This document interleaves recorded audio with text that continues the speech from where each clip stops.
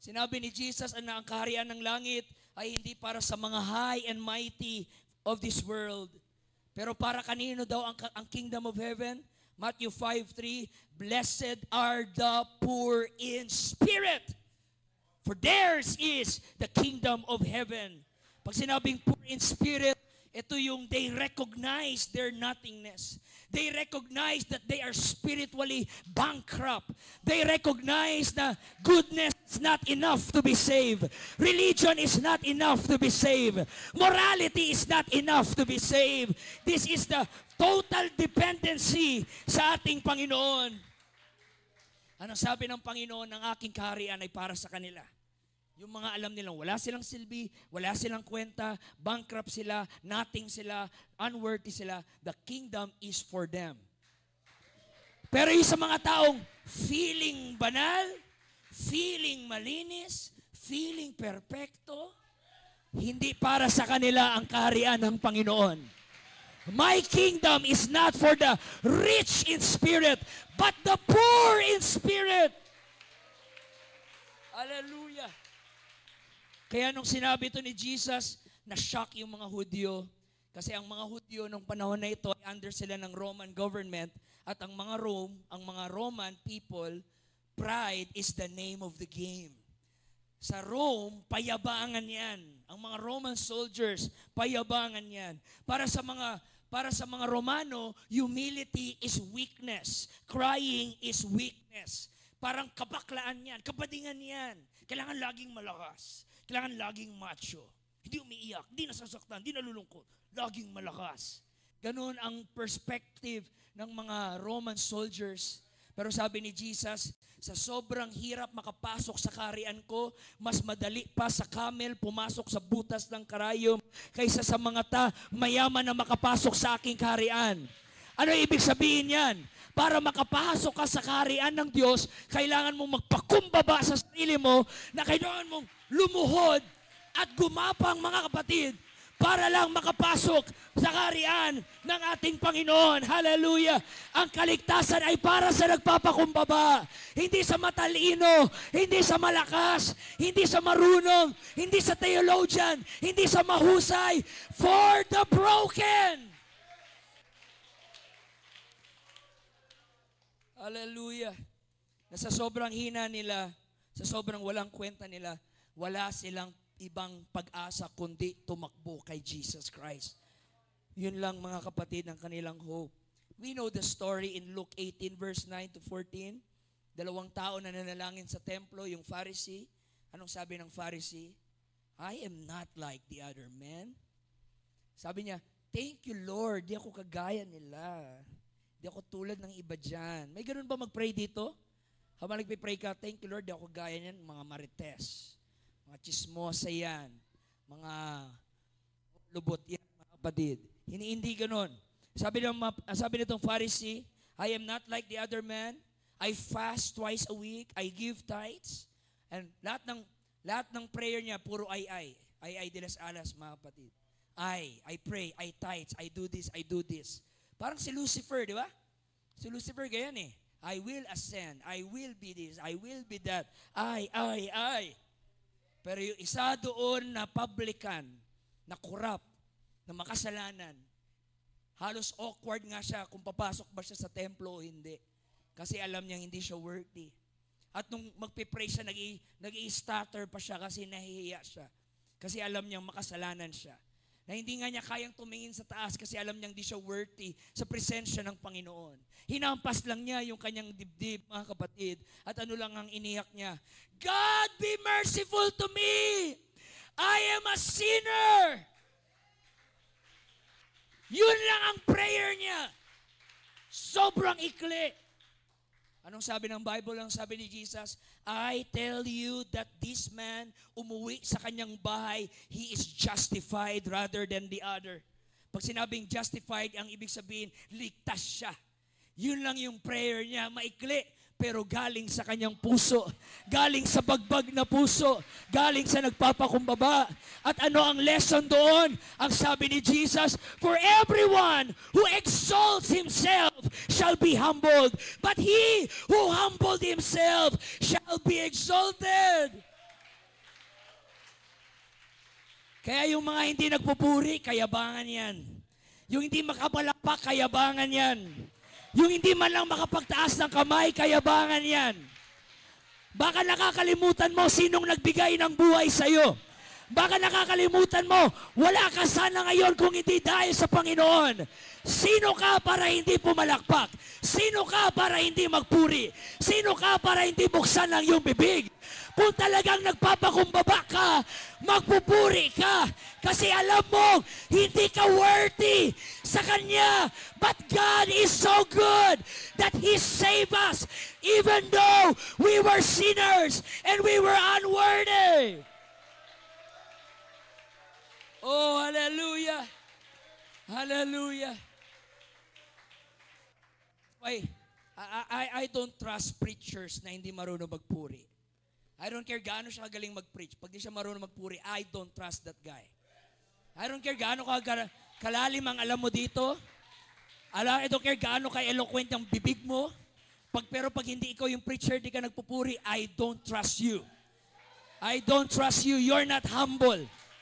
Hallelujah. Dapat the more na lumalalim ang knowledge mo, the more kang nagiging worshiper. The more kang nagiging praiser. The more kang lulundag. Bakit? Naintindihan mo ang dakilang salita ng ating Panginoon. Hallelujah. And I am for knowledge. I believe dapat may substance yung ating preaching. I believe dapat tayo nag-aaral. Mag-research tayo as possible as we can, mga kapatid. But we cannot become so sophisticated na hindi na tayo worshiper. Na hindi na tayo makapagpuri sa Panginoon. Hallelujah. I don't know, but the more kong inaaral ang salita ng Diyos, the more ako nadudurog na wala pala talaga akong silbi. Wala pala talaga akong kwenta. Hindi ako yung mayabang na dumadama yung alam ko. Pero the more ako nasasaktan, the more ko nakikita gaano ko ka-insignificant compare sa glory ng ating Panginoon. That's why Proverbs 24:23, a man's pride shall bring him low, but honor shall uphold the humble in spirit. James 4:6, God resists the proud, but He gives grace to the humble. Hallelujah. Hindi ko malilimutan yung sinabi ng ating late General Superintendent Alfredo Bodegas, walang natatalo sa nagpapakumbaba. Walang natatalo sa nagpapakumbaba. Pag may nang-away sa'yo, kahit siya ang mali, ikaw ang tama, pero ikaw pa rin ang nagsorry, hindi ka talo doon. Ikaw ang panalo doon. Hindi pagkatalo ang pagpapakumbaba. Hindi pagkatalo kung ikaw ang unang mag-sorry. Hindi pagkatalo kung ikaw ang unang mag-approach sa tao, mga kapatid. Ang pagpapakumbaba ay tagumpay sa Panginoon. Kaya ang langit, hindi sila nananahan sa mga mataas ang tingin sa sarili. Hallelujah. Feeling gwapo, feeling pogi. Mukha namang kalabaw, mga kapatid. Hindi doon nananahan ng Panginoon. Siya ay nananahan sa mga lowly, broken, and humble. But let's be honest tonight. Mahirap maging humble. Amen? Mahirap maging humble. Lalo na kung alam mong gwapo ka, maganda ka, ang hirap maging humble. Lahat ng gwapo, say amen. Kapatid? Feel na feel din eh. Ang hirap maging humble kung alam mo ikaw yung pinakamaganda sa church. Kayong mga pangit, wala na kayong ka-worry. Humble na talaga kayo. Ang hirap maging humble kung alam mo ikaw yung may mataas na edukasyon sa church. Pag alam mo ikaw ang college graduate, ikaw ang may profession, ikaw ang may sahod, ikaw ang pinakamalaking mag-tithes. Kahit hindi mo man sabihin verbally, but it's in your attitude, it's in the way ka gumalaw, kitang-kita that you feel you are above others. Porket mas marami kang pera, feeling mo, superior ka at inferior sila, mga kapatid. Porket ikaw ang may academics. Porket mas magaling ka mag-English sa pastor mo. Na ang pastor mo mali-mali grammar, ikaw perfect yung grammar mo. Feeling mo mas magaling ka. Kung alam mong mas mayaman ka, alam mo mga kapatid na ang hirap maging humble. Lalo na kung sikat ka na. May iba nga hindi pa sikat, ang yabang na eh. Hallelujah. Ano pa kaya pag sumikat ka, lalo kang yayabang. Lalo na pag nasa ministry ka, talagang yayabang ka. Sa pulpito ka, nakikita ka ng mga tao. Alam niyo sa ministry, kahit pangit ka eh, gumagwapo ka. Dahil sa anointing ni Lord, mga kapatid. Hallelujah. Nasa ministry ka, nagpipreach ka, pumapalakpak mga tao, papapicture sa'yo. The higher the success, the greater the struggle for humility. But the more ka maging successful, deep down inside of you, there's that lurking spirit that's telling you, ang galing mo talaga. Ikaw kasi yung pinakamagaling sa UPC. Ikaw kasi yung pinakamahusay. Wala sila compare sa'yo. Pag ikaw mag-song lead revival, pag yung iba, wala, mahina. There's that pride, mga kapatid, in your heart. Lalo na kung ikaw si Paul. Kung ikaw si Pablo, ang hirap maging humble. Bakit? Dahil si Paul, alam natin, ang pinakamatalino sa lahat ng mga apostol. Dating lawyer, dating Pharisee, mga kapatid, hallelujah, sa buong Bible natin na may 66 books, ang top contributor ng Bible ay si Apostle Paul. 14 epistles ay si Paul ang nagsulat. Panis, mga kapatid. Si Matthew, isa lang. Si Mark, isa lang. Si John, 1 John, 2 John, 4 lang. Si Peter, 2. Si Titus, isa. Si Jude, ano ba yun? Konti naman, parang chat lang yata yung sulat ni Jude. Pero ako, si Paul, 14 yan sulat ko. Ako ang pinakamalaking contribution sa Bible. And by the way, pagdating sa Revelation, the Bible says, binigyan si Paul ng rivers of revelation na hindi hinayag sa kanino mang disciples at kanino mang prophets sa Old Testament. Halos lahat ng doctrine natin regarding holiness, regarding rapture, regarding the oneness of God, ni-reveal kay Paul lang. Abundance of revelation, mga kapatid. Galatians, Ephesians, Corinthians, Colossians, Philippians, makikita mo grabe yung revelation na binigay kay Apostle Paul, mga kapatid. Ano pa? He never na-meet ni Paul si Jesus in the flesh, actual, pero nakita niya si Jesus through vision 4 times na nagpakita si Jesus Christ sa kanya. Sa kanya lang nangyari yun, mga kapatid. Hallelujah. At ano pa? Nung binugbog siya sa Listra,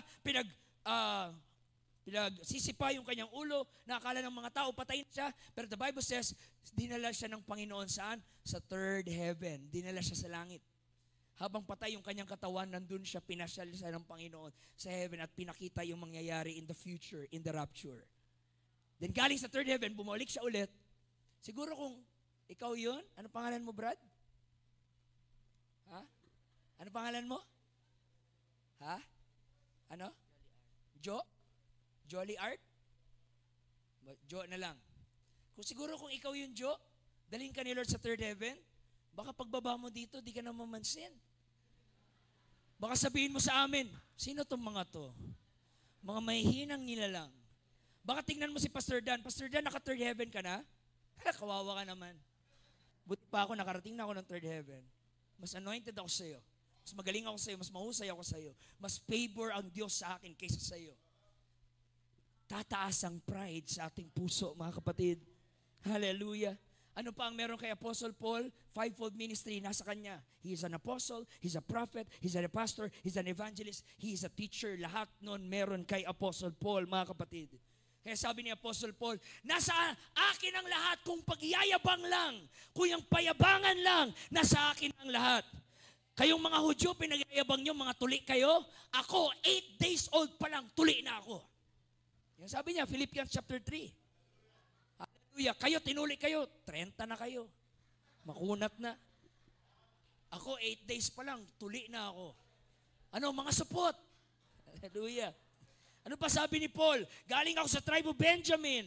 Lumaki ako, papa ko Pariseo, kabisado ko yung law, kabisado ko yung ano ni Moses, yung law of Moses, kabisado ko yung mga turo ng mga prophets. Hallelujah, kabisado ni Paul, mga kapatid. Sabi pa ni Paul, I am the Hebrew of the Hebrews. And not only that, he was a zealous persecutor of the church of God. Sa sobrang dami niyang alam sa Old Testament, akala niya yung Christianity ay kalaban ng mga Judaism. Kaya pinagpapatay niya. Kaya kung ikaw si Paul, hindi mo maiwasan na hindi magyabang.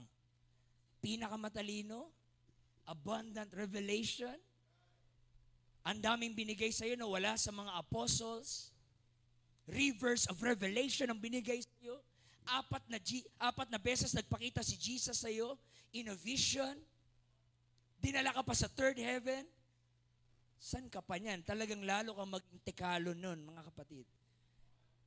Na kay Paul ang lahat para magyabang. Pero alam niyo anong ginawa ni Lord para hindi siya magyabang? Binigyan siya ng regalo. Ano ang regalo na binigay ni Lord? Binigyan siya ng thorn. Binigyan siya ng tinik. Anong sabi ni Paul? Bakit daw siya binigyan ng tinik? Because of the abundance of revelation. God gave me a thorn so that I will not exalt myself. Para hindi ako magyabang, binigyan ako ng Diyos ng tinik. Binigyan ako ng Diyos ng pagsubok. Binigyan ako ng Diyos ng kabaitan.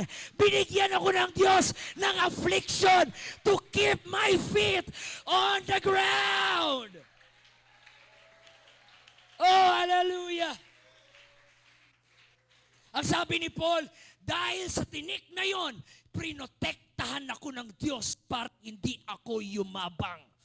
Para hindi lumaki yung aking ulo. Para hindi ako mag-self-proclaim na son of God ako. Hallelujah! Siguro kung tayo nakaranas nun, baka sabihin nyo, son of God na rin kayo, mga kapatid. Baka sabihin nyo, kayo ng appointed son of God. Kayo ng owner of the earth. Habang nakakulong, mga kapatid. Baka ganoon na rin ang mangyari sa inyo. Pero binigyan kayo ni Lord ng tinik sa buhay para protektahan ka na hindi ka lalagpas sa boundary. Na ang glory ay nasa Diyos lang. Ang kaluwalhatian ay sa Diyos lang. Ang kapurihan ay sa Diyos lamang. Kaya binigyan ka ni Lord ng tinik. Masakit, mahirap, pero kailangan mo yan para hindi ka yumabang.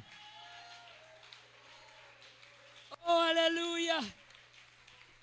Thank God for the thorn. The thorn protected you from seduction of pride. The thorn, binigay yan sa'yo ni Lord to humble you. Kasi yung revelation, sabi ni Lord kay Paul, yung revelation na binigay ko kay Paul is too much for his flesh to handle. Hindi niya kakayanin. Ipagyayabang niya yung sarili niya. Now, ang thorn, lahat magsabing thorn. Lahat magsabing tinik. Ang thorn dito, hindi ito yung kasalanan. Huwag niyo isipin na, oh, may kasalanan si Paul. Hindi yun kasalanan. Kundi yung thorn dito ay nagsisimbolo ng trials, heartaches, trauma, afflictions, karamdaman. Whether we admit it or not. Ang mga bagay na ito ang nagtutulak sa atin, nagpapaalala sa atin, tao ka lang. Hindi ka Diyos. Kahit anointed ka mag-preach, kahit ginamit kita, bibigyan pa rin kita ng pagsubok para maalala mo, hindi ikaw ang Savior. Para hindi ka worshipin ng mga tao. Para hindi ka gawing idol ng mga tao. Bibigyan kita ng tinik. At hindi ko yan aalisin to protect you from pride.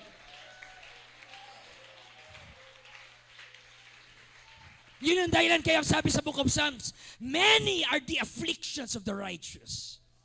Maraming pagsubok ang mga matutuwid. Why? Para hindi sila mag-self-righteous. Hallelujah. Never nag-promise ni Lord na pag maging faithful ka sa Kanya, wala nang problema. Don't believe that prosperity gospel na pag faithful ka ni Lord, hindi ka magkakasakit, hindi ka magkakaroon ng problema, hindi ka magkakaroon ng heartaches, magiging perfect ang family mo, perfect ang ministry mo, perfect ang business mo. That is a lie, mga kapatid. The Bible says, many are the afflictions of the righteous. That's the promise of the Lord. Pag righteous ka, maraming problema. Bakit maraming problema? Para laging humble. Para laging humble. para lagi kang nagpipray, para lagi kang nagpa-fast, para lagi kang nagbabasa ng Bible, para lagi kang makikinig sa preaching ng iba. Hindi nag-promise si Lord na walang affliction sa righteous, pero ang promise niya, the Lord will deliver you. The Lord will deliver you from that affliction. Hallelujah. Hallelujah. Ano ang tinik dito ni Paul? Sabihin ko sa inyo, anong tinik niya? Turuan ko yung Bible study, mga kapatid. Ang tinik niya dito, kanino niya ba ito sinulat? Para sa mga taga saan? Iloilo? Hindi. Mga taga-Corinto. Mga taga-Corinth. Alright? To get the meaning of the text, understand the context to understand the text. Now, the context of that is ganito. Si Paul ang nag-pioneer sa iglesia sa Corinth, mga kapatid. Siya ang nag-pioneer, pero sa sobrang hirap pioneer diyan, gusto niyang umatras. Bakit? Ang Corinthian city ang number 1 sa prostitution. Na ang synonym ng Corinthianize, it means to fornicate. Homosexuality, immorality, bestiality, incest, lahat yan. Malaking negosyo ang prostitution sa Corinth. Kaya nung nag-pioneer, si Paul doon, it's a struggle. Sobrang hirap dahil ang tindi ng kasalanan sa Corinth, mga kapatid. Hallelujah. Now listen, gusto niya niyang sumuko, gusto niya na mag-give up, but the Bible says, nagpakita si Jesus sa kanya. Acts 17. At ang sabi doon ni Jesus, huwag kang mag-stop sa pagpipreach. For I have people in this city. May ililigtas ako dito sa lugar na ito. Hallelujah. Kahit gaano kasama ang lugar na yan, kahit puno ng drug addict dyan, kahit puno ng homosexual dyan, preach the gospel dahil maililigtas ang Panginoon sa lugar na yan. Huwag mong sukuan sa prayer. Huwag mong sukuan sa evangelism. Preach ka dyan. Hindi yan sumuko si Paul. Nag-preach siya, kumilos ang Panginoon, nagkaroon ng breakthrough, nakapag-start siya ng pioneering church sa Corinth. Na nag-start siya sa pioneering church sa Corinth, may mga taong na-convert, pero alam nyo naman, hindi naman porket na-convert ka, perfect ka na. Right? Hindi naman porket na-convert ka, ay nandun na yung perfection. Anong nangyari, mga kapatid? Nung mga new convert sila, hindi pa naalis sa kanila yung mga sexual sin. Kahit nasa loob sila ng simbahan, may immorality doon, sila magkakasama sa loob ng simbahan, may incest doon. Mga magkakamag-anak gumagawa ng immoralidad. Nandun lahat, sama-sama sa isang church. Kaya mo magpastor doon, Evangelist Benson? Sa Corinth? Kaya mo siguro yun. Kaya pagbasahin niyo yung 1 Corinthians, ang daming correction, rebuke ni Paul, mga fornication, mga adultery, may mga issue sa buhok, doon lahat binanggit ni Paul sa Corinth. Pero tsinaga lang ni Paul. Salamat sa mga pastor natin na nagtyaga sa atin. Kahit mga pasaway tayo, kahit mga matitigas ang ulo natin, may mga pastor hindi tayo sinukuan. Tsinaga lang ni Paul. Tsinaga lang ni Paul. And for 3 years, mga kapatid, after 3 years, lumago na ang gawain sa Corinth, umalis na si Paul at pupunta naman siya sa ibang lugar para magtayo ng simbahan.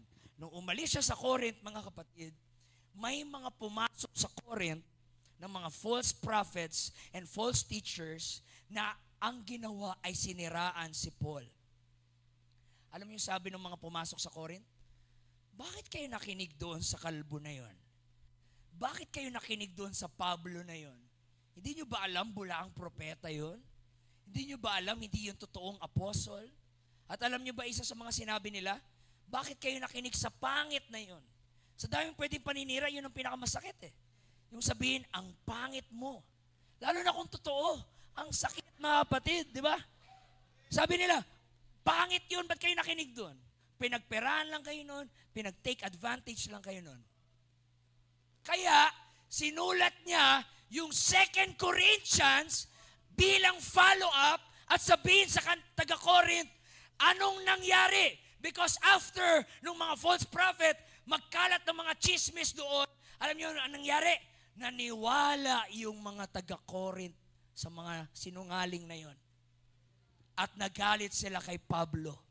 Kaya sinulat ni Pablo yung 2 Corinthians bilang follow-up at sabihin sa kanila, anong nangyari sa inyo? Kailan ko kayo niloko? Basahin nyo mamaya pag uwi nyo. Yung 2 Corinthians, mababasa nyo, isang Paul umiiyak, isang Paul na nalulungkot, isang Paul na nasasaktan, mga kapatid. Sabi ni Pablo, after kong mag-pioneering sa inyo, ang titigas ng puso nyo dati, pero hindi ko kayo sinukuan. Ngayon, na may mga nanira lang sa akin, naniwala kayo. You can read that, mga kapatid. Now listen, ang pinakamasakit na mararanasan mo sa buhay mo ay hindi yung galing sa mga unbeliever. Ang pinakamasakit na mararanasan mo ay yung mga taga-church. Yun ang pinakamasakit.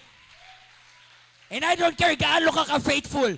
Darating ang panahon, kahit yung sarili mong binaibusadian, sisiraan ka. Yung sarili mong in-evangelize, tatraidorin ka. Kasama yan sa pain ng ministry. This is not a comfort zone. This is not a showbiz. This is not a career. This is not a celebrity. This is hard work. This is hard work. At kasama ang masasaktan ka. Hindi mo alam yung katabi mo ngayon, darating ang panahon, kaaway mo na pala yan. Time will come. At yan ang pinakamasakit. At si Paul, Pastora, never umiyak si Paul nung pinagpapalo siya. Never. Wala kang mababasa, nung nilalatigo si Paul, nag-iiyak-iyak siya. Nung naposa sila doon sa Macedonia kasama si Silas, hindi naman siya umiyak doon. Siya umiyak doon. Kailan siya umiyak? Nung yung mahal niyang church, tinakwil siya. Because the more you care, the more you'll be hurt. Sa sobrang mahal niya ang Corinth, sobrang siyang nasaktan. At ang 2 Corinthians, read it, you can read the broken heart of Paul, a very emotional Paul. Nung pinagpapalo-palo siya, di naman siya umiyak doon. Parang nakikiliti lang siya doon. Aray ko, aray. Di naman siya umiyak doon. Kailan siya umiyak? Nung yung mga taga-Corinth, tinakwil siya. Tingnan nyo, 2 Corinthians 2:4.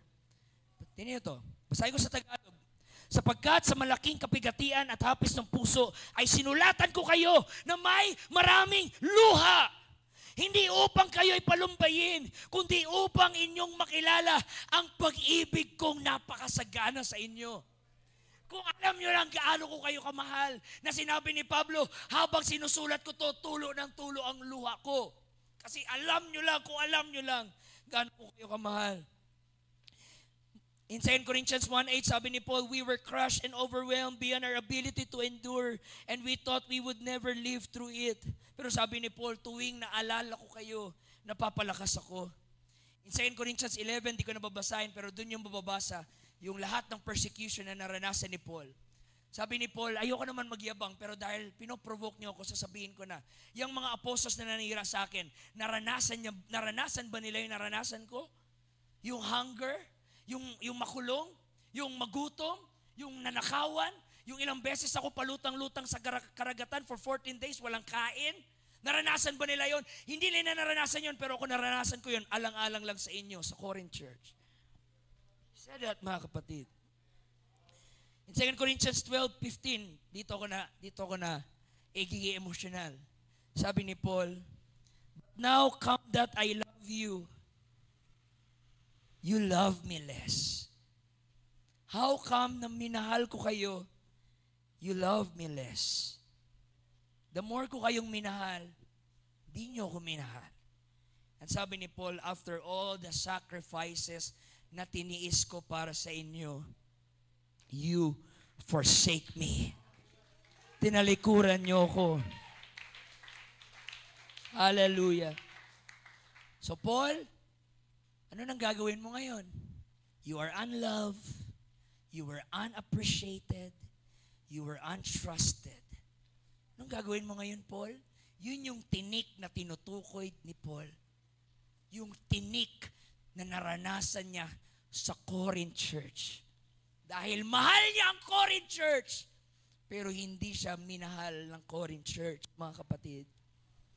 Pero sa kalagitnaan ng tinik, may na-discover si Paul na 4 na katotohanan na na-realize niya.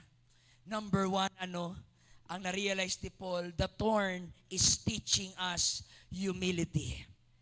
Dahil ang sabi ni Paul, to keep me from exalting myself, binigyan ako ni Lord ng tinik. Kasi wala naman sa atin dito ang mag-voluntarily humility.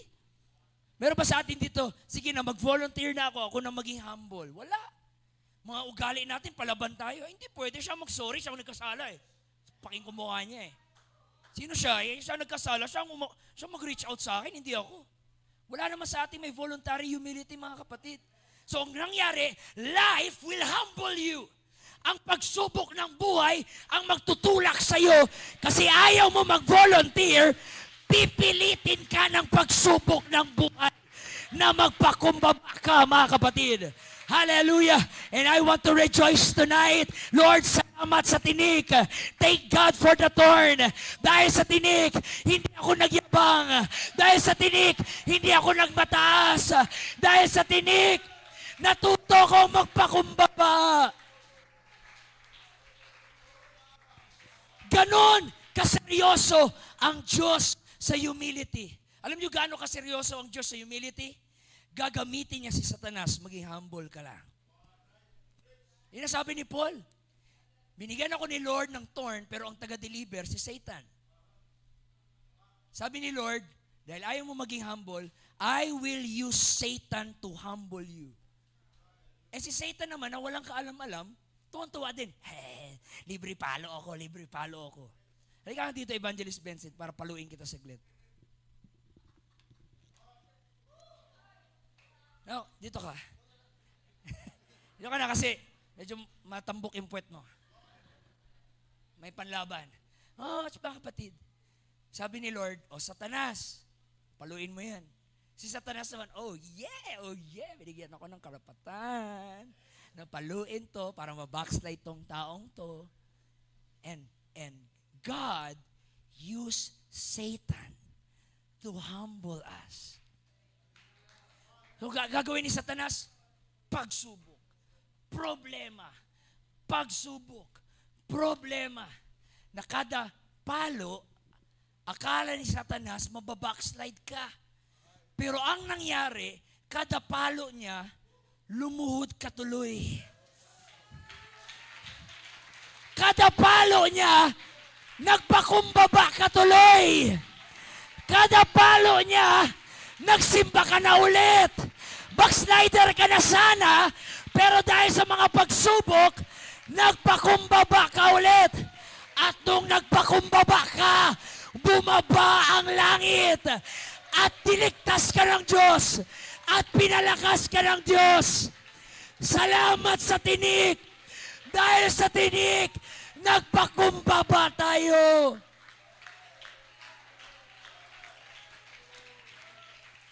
Umamin tayo. Hindi naman tayo nagpipray pag masaya ang buhay.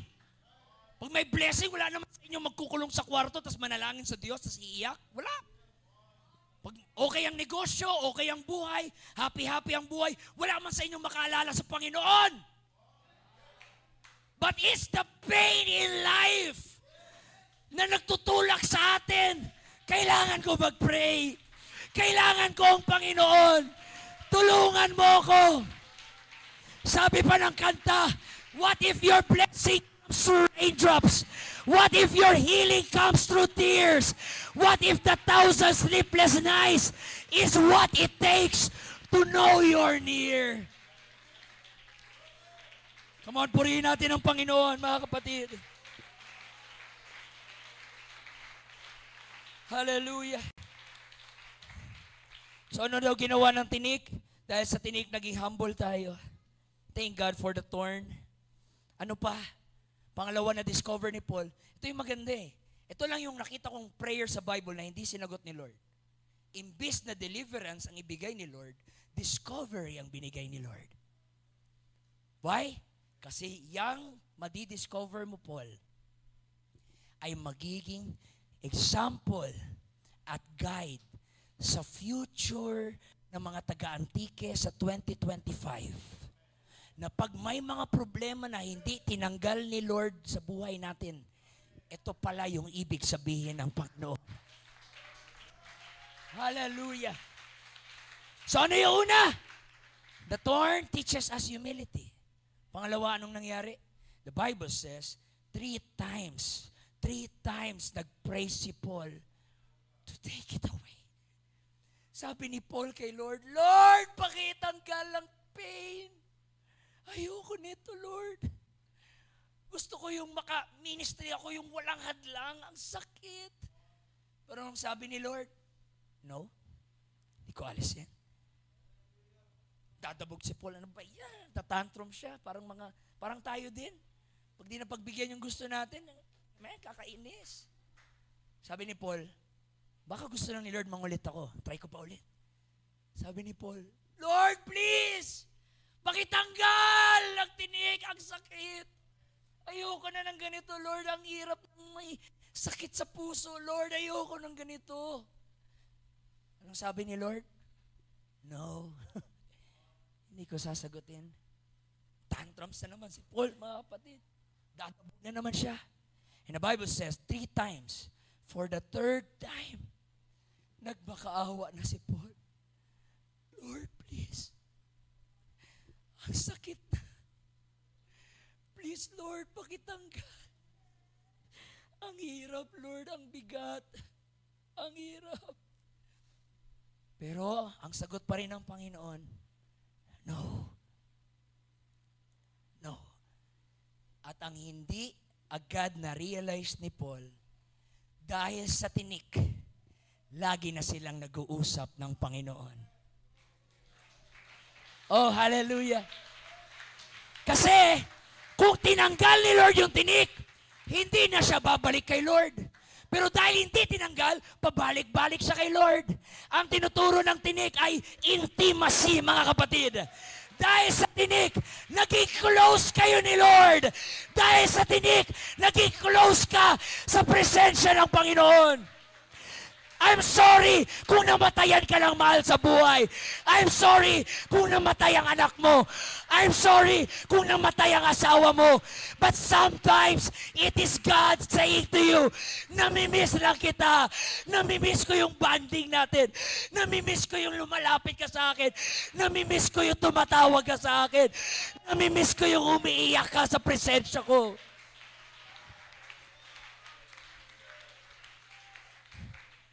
Minsan sinasabi ni Lord, na-miss kasi kita eh. Di ka naman nagpipray na. Nagsisimba ka nga, wala naman sa puso yung pagsimba mo. Nagpupuri ka nga, pero yung shallow, hindi naman totoo. Patayo-tayo ka na lang sa simbahan eh. Wala naman yung heartfelt worship mo. Eh sabi ng Panginoon, kailangan kita lagyan ng tinik para maging totoo ang iyong pagsamba sa akin. The pain draws us closer to God. The thorn pushes us to the throne. Dahil sa tinik, naging close kayo ng Panginoon. So the thorn teaches us humility. The thorn teaches us intimacy. At ano ang sagot ni Lord? Bakit hindi niya daw tinatanggal yung tinik? No, sabi ni Lord, no, no, no. 3 times, no, no, no, no, Paul. Hindi ka masusunod. Alam kong ginamit kita mightily, pero you cannot manipulate me. Instead of giving you deliverance, I'm giving you discovery. At ito ang na-discover na ni-reveal ni Lord sa kanya. Paul, hindi ko na inaalis yan. Because my grace is sufficient. Oh, hallelujah. Yalaboko sa tayaralabaha. Hindi kailangan alisin ni Lord ang tinik para makita mo ang kadakilaan ng biyaya niya. Kailangan ang tinik nandyan sa presensya mo para mas lalo mong makita ang kadakilaan ng kanyang biyaya. Your insufficiency helps you to see the sufficiency of His grace. Dahil sa kakulangan natin, nakita natin gaano kadakila ang Panginoon. So ano ang tinuro ng thorn? Una, humility. Pangalawa, intimacy. Ano yung pangatlo? Dependency. Para lagi tayong didepende sa Kanyang biyaya. Lagi tayong didepende sa Kanya. Yung mga kapaitan, mga disgrasya, mga sakit, minsan mga broken hearts, mga broken families, inalaw yan ni Lord para lagi kang magdepende sa Kanya. At kung maging successful ka man, hindi mo sasabihin, naabot ko to kasi ganito ako. Naabot ko to kasi ganito ako. Hindi. Pag naging matagumpay ka na, ang tanging lalabas sa bibig mo, biyaya lang to lahat ng Panginoon. Biyaya lang to lahat ng Panginoon. Thank God for the thorn. Kaya yung shinare ko kanina kay Evangelist Vincent in 2 Corinthians 1:6, I was mind blown. Kanina ko lang nakita, Pastora. Ang sabi ni Paul, the afflictions, basahin nyo dyan, 2 Corinthians 1:6, the affliction is for your salvation. Oh, hallelujah. Ang affliction ay para maligtas ka. Kung wala palang affliction, baka may iba sa inyo, backslider na ngayon. Kung walang affliction, baka may iba sa inyo, reprobate na. Alam mo yung reprobate? Yung mga taong iniwan na ng Diyos. Dahil sa katigasan ng kanilang mga ulo. Kung wala daw affliction, hindi ka masisave. Dahil sa affliction, nabalik yung prayer life mo. Dahil sa affliction, mas lalo kang ganado magsimba. Dahil sa affliction, mas lalo mong gustong umattend ng general conference. Dahil sa affliction, gusto mo lalo mag-fasting. Dahil sa affliction, gusto mo lalong magpuri. The affliction is necessary for your salvation. Thank God for the thorn. And lastly, ano ang pang-apat na na-discover ni Paul? Ano yung una? Humility, intimacy, dependency. Ano yung pangatlo? Ang sabi ng Panginoong Hesus sa kanya, for my power is perfected in your weakness. Ang paapat na tinuturo ng thorn is perfection. Kasama yon sa proseso ng perfection. It's an instrument for sanctification. Tingnan nyo yung mga taong grabe yung trial sa buhay. Pag magsalita sila, malaman. Pag magsalita sila, andun yung authority. Kasi napagdaanan nila yun eh. Alam nila yung sinasabi nila. Iba kasi yung alam mo lang dahil nabasa mo sa libro, nakita mo sa Facebook, shinare mo lang. Pero iba yung naranasan mo sa sarili mo. Iba yung sigaw ng taong, hallelujah, failure is not finance na nabasa niya lang sa libro. Iba din yung sigaw ng taong nanggaling talaga sa failure. So it leads us to perfection. Sabi nga ng kanta, His strength is perfect when our strength is gone. He will carry us when we can't carry on. Great in His power, the weak become strong. His strength is perfect. Isaiah 48 verse 10. Behold, I have refined you, but not with silver. Paano daw tayo i-refine ni Lord? I have chosen you in the furnace of affliction. Sinadya ko na ilagay ka, isala ka sa umaapoy na pagsubok. Not to destroy you. Not to ruin you. Anong sabi doon? To refine you. I don't care anong pagsubok meron ka ngayon. Pag nalagpasan mo yan, lalo kang kikinang. Pag nalagpasan mo yan, lalong titibay ang faith mo. Pag nalagpasan mo yan, lalong lalalim ang pagkakilala mo sa Diyos. Pag nalagpasan mo yan, lalo kang lalago. Pag nalagpasan mo yan, lalo kang lalakas. You will come forth as gold. So ano ang na-discover ni Paul? Sabi ni Paul, ang tinik pala is for humility, is for intimacy, it's for dependency, and it's for perfection. Ano ang conclusion ni Paul? Sabi ni Paul, gets ko na. Coca-Cola. Gets ko na. Kaya pala, binigyan ako ni Lord ng tinik. Gets ko na. At nung nag-gets yun ni Paul, anong sabi niya sa verse 9? Therefore, I will rather glory in my infirmities. Nagsimula siyang nasasaktan, pero natapos siyang nagpapasalamat. Ang sabi ni Paul, thank you sa thorn, Lord. Thank you, hindi mo inalis ang thorn. That's why ang sabi niya, in everything, give thanks. Salamat sa pagsubok. Salamat sa problema. Salamat sa kalungkutan. Salamat sa kapigatian. Salamat sa kapaitan. Mas lalo akong na-inlove sa iyo, Lord. Dahil sa tinik. Kaya sabi ni Paul, ipinagyayabang ko ang mga infirmities ko sa buhay ko. Dahil the more ko pinatestify ang aking kahinaan, the more na itataas ang Panginoon. Please, wag nga kayo magbigay ng mga testimony na parang perfect kayo, na Superman kayo. That's not testimony. Ang testimony na, grabe ako mag-pray, bago ako mag-fasting, glory to God, fasting full kasi ako, kaya ito, God has blessed me, God has, well, we don't need that. You're the hero of the story. We don't like that. We need the real testimony. We need the true testimony. We need the testimony na aamin, naging backslider ako. Hindi na ako nag-pray. Sumuko na ako. Sabi ko, give up na ako. Ang sabi ko, quit na ako.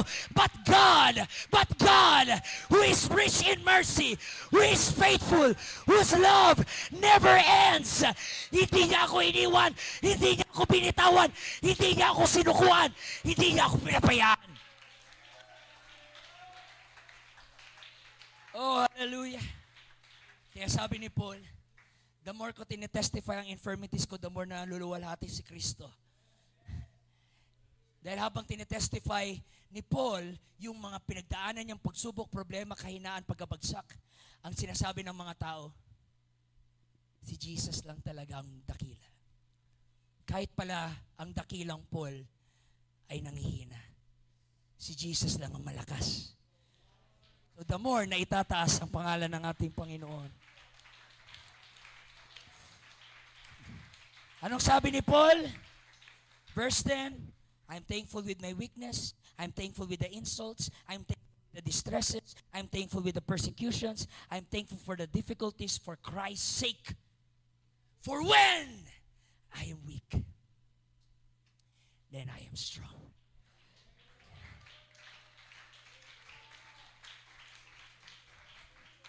Orabakasa. Salvation is for the humble, but it's hard to be humble. So God gave us the thorn to keep us safe. Yung mga tinik nyo ngayon, huwag nyo sumpain yan. Yung mga tinik nyo ngayon, huwag kayong magalit dyan, huwag nyo pandirian yan. Yakapin nyo ng buong buo. At magpasalamat kayo. At sabihin nyo, Lord, salamat sa tinik. Thank God for the thorn. Sabi nga ng kanta, sa dalamhati sa kabiguan. Ano sunod sabi doon? Sa mga pagsubok na iyong pinahintulutan, salamat Panginoon. Dahil sa mga problema na yon, natuto tayong dumipende sa Panginoon. Dahil sa mga pagsubok na yon, natuto tayong umasa sa ating dakilang Panginoon. Lahat na nagpapasalamat sa Diyos sa tinik ng buhay, pwede ka bang tumayo, itaas ang iyong kamay, at purihin at pasalamatan ng Panginoon?